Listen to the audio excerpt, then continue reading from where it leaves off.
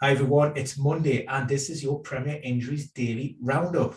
Now we have one Premier League fixture and a host of FA Cup fifth round ties to come, but we'll kick off at Turf Moor where Burnley entertain Leicester on Tuesday evening. Now we haven't heard from Sean Dyche at the time of recording. That press conference is due in an hour or so's time, but we do know that Maxwell Cornet, Charlie Taylor and also Ashley Westwood, they're all in contention. Three of those players returned to the matchday squad at Selhurst Park on Saturday. Charlie Taylor and Ashley Westwood in particular, they got minutes from the bench in and around that 60-minute mark. So if you're owner of Eric Peters, then you may be worried a little bit. Jack Cork was a player who was replaced by Ashley Westwood. Sean Dyche said Maxwell Cornet is getting back up to speed. We know that he's had ongoing injury problems, hamstring, the latest one being Achilles, and then he also spent some time at AFCON. So it could be that Jay Rodriguez and Wout Weghorst lead the line once again for the Clarets. The visitors, Jamie Vardy, will be back for the Foxes. He's missed around 2 months with a hamstring issue. He will come straight back into the squad, but I suspect any involvement will come from the bench, with Patson Daka probably leading the line for Leicester. Elsewhere, not a great deal of change. Brendan Rodgers expects a more or less similar squad to the last time out. We do know that Ricardo Pereira will return, so he will be included. And also Mark Albrighton picked up a little bit of an ankle sprain in the Europa Conference. He's also back in contention. A little bit too soon for James Justin, probably around about 7 to 10 days. Also Wesley Fofana. The issue with him, of course, we know that he's been a long-term absentee due to a fracture dislocation. I think it was fracture of his fibula, dislocation of his ankle.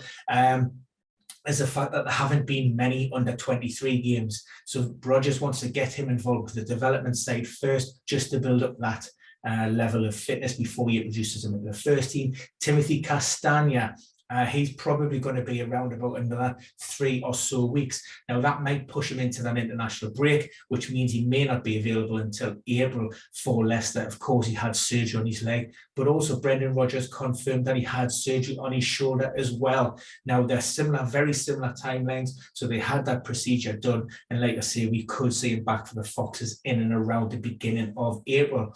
For Manchester City, they're playing the FA Cup. I think they're away to Peterborough on Tuesday evening.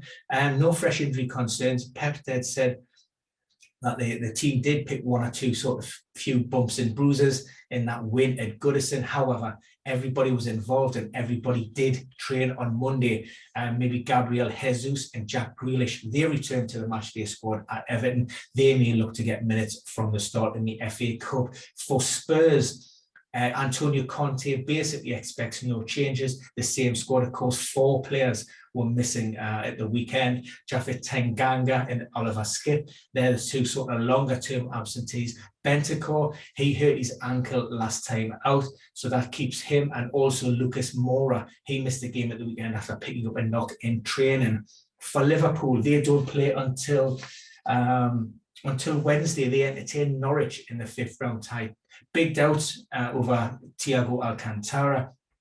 I can't see him being risked. He was a player that dropped out after complaining of a hamstring issue in the in the Carabao Cup final on Sunday, so that's likely to keep him out. Like I say, even if that's fine, I wouldn't expect Jurgen Klopp to be taking any risks with him. For the opposition on that day, we were expecting a return from Hakim Ziyech.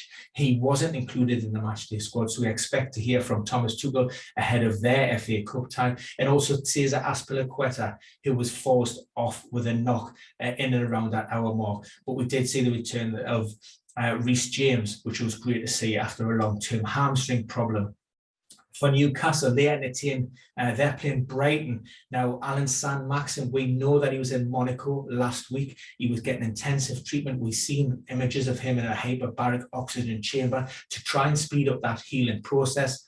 Returned to Tyneside on Friday. Unfortunately, the game come a little bit too soon. In fact, Eddie Howe said that he wasn't really very close. So fingers crossed, and we'll hope that he can return this weekend. It's going to be touch and go as it currently stands. But for Brighton, there's also a blow there for Graham Potter. We were expecting Adam Webster to be back in the squad, but he's recovering from a groin problem and he suffered a setback on the training pitches. Now, as it currently stands, he's a major doubt for that game and he could miss out. And also, a decision on Adam Lallana will be made closer to the game. He missed out in game week 27 after, again, hurting his hamstring on the training pitches. Also likely to be too soon for Enoch Uwepu and also Jeremy Sarmiento. That's a long-term hamstring issue there. That's all in terms of your injury roundup for now. We will be back on Tuesday. Like I say, we have a plethora of games in the league and FA Cup, by the way. But if you haven't seen our latest video that's dropped on the Roman Abramovich statement that was released on Saturday evening, then we spoke to Kieran Maguire of The Price of Football. Fantastic insight into actually what it means to Chelsea and what it means for football in general in terms of maybe sanctions at the UK government and the longer term. He talked about handing over that club. So that's it for now. If you haven't subscribed, please do so. Press the button, and as soon as our videos are dropped, you will be notified. And if you have any comments, pop them in the box below. I'll see you soon.